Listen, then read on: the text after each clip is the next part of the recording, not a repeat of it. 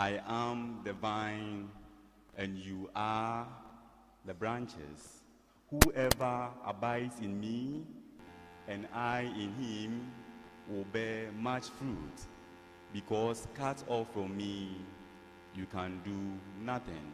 Today is the 5th Sunday of Easter, and we are presented with the imagery of vine and branches. This imagery of vine and branches brings to mind a story of a small boy called Jack. He had a dream, and in this dream was a very big vine tree that leads to heaven. That was the only way to get to heaven. So angels were down giving instructions to people.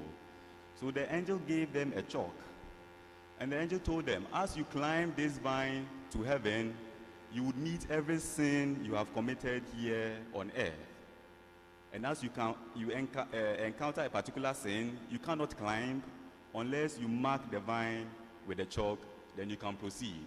You go and meet another sin, you mark it with a chalk, and you proceed. So people also began to climb. Shortly after climbing, he saw his father coming down. He was surprised, so he asked him, Daddy, why are you coming down? The father said, Son, I need more chalk. I need more. We all want to go to heaven. And we wish it were easy as climbing a vine tree and just marking it with chalk, or sitting in an aeroplane and just going up to heaven, or climbing the stairs. But Jesus is telling us that he is the only way to heaven. He tells us we should remain in him and he in us. And he gives us a metaphor. He said, I am the vine and you are my branches. Whoever remains in me and I in him will bear much fruit. Off from me, you can do nothing. Let us briefly look at our readings and the imagery of vine and branches. In our gospel reading, the first verse says, I am the true vine.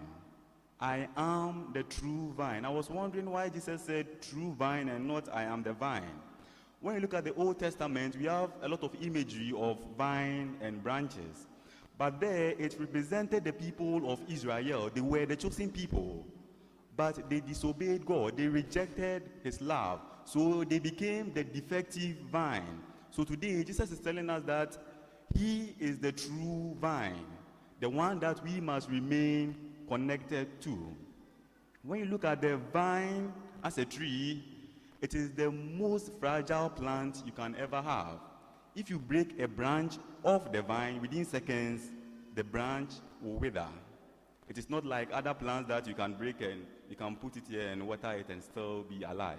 It will wither in seconds. This shows how you must necessarily be connected to the vine. Jesus is telling us that we are the branches, he is the vine. We need to be necessarily connected to him, the vine, or else we will wither in seconds and die. Now the question is, how do we become a vine, a branch in the first place? That one is very easy. Once you are baptized, you become part of the family of God, then you are a branch to the vine. Now, how do you remain connected to him? That is a difficult question.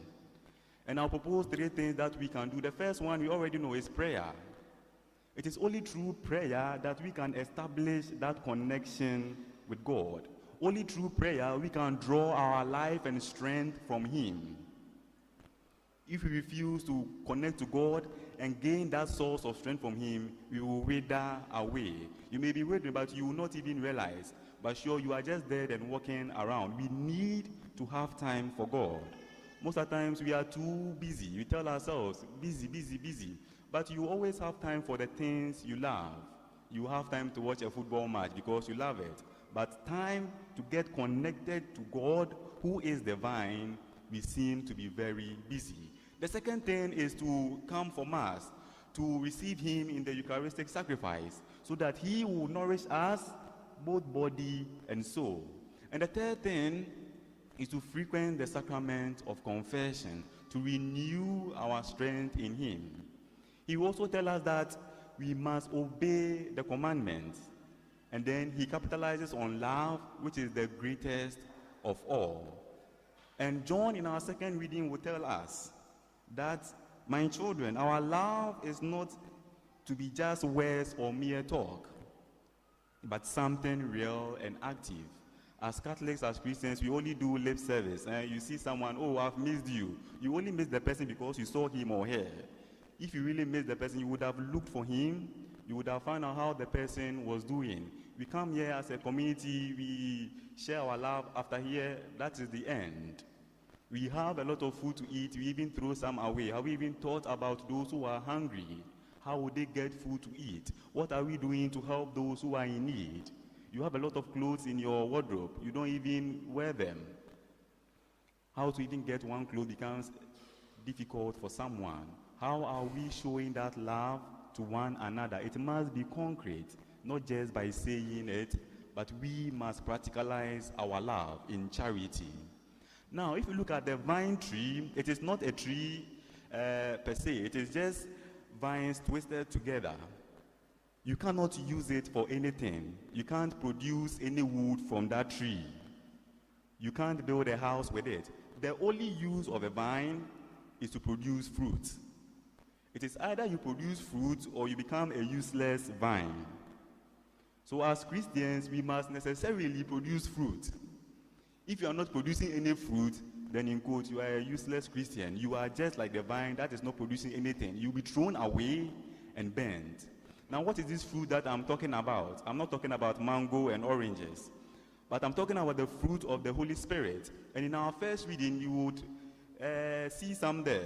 That is Paul now goes to Jerusalem. He wanted to preach, and the people didn't welcome him. Why? Because this is a known persecutor of Christians. We've seen what you have done. Now you are coming to tell us that you have changed. They didn't believe him. They didn't accept him. But there was this man, Barnabas, son of encouragement. He forgave Saul. And then he accepted him into the Christian community. And then he bore witness to Saul. He gave Saul a second chance. He forgave Saul. He encouraged him. Beloved, we are all supposed to give people second chances. We are supposed to forgive others. But for some of us, we just write people off the first time they make a mistake. I mean, that is how he is. That is how she is. Nothing good can come out of him or her. We are supposed to learn to forgive. If we were to mark every sin you and I will commit, I believe this evening we will not be here. He gives us more than second chances. He expects us to show that same forgiveness to one another. We should learn to encourage people. We don't discourage, but learn to bring up that spirit in us to encourage one another. And the last thing I want us to take this evening is this. Jesus says that he didn't only talk about bearing fruit, he talked about bearing much fruit. And you can only achieve that by pruning, cutting off unwanted twigs and leaves from the branch, and then the branch will be able to bear good fruit. As Christians, if you also want to bear much fruit, we also need to start pruning those unwanted things in our lives. We have to prune the jealousy from our lives. We have to prune those gossips from our lives. We have to prune those adultery and fornication from our lives. We have to prune all those discouragements from our lives. It is only by that that we will be able to bear much fruit and grow as true Christians connected to the vine. Beloved, Jesus is inviting us to remain connected to him who is the true vine. It is my prayer that we will always seek to prune all those unwanted leaves and twigs from our lives, that we will bear fruits that will last. May the good Lord bless us.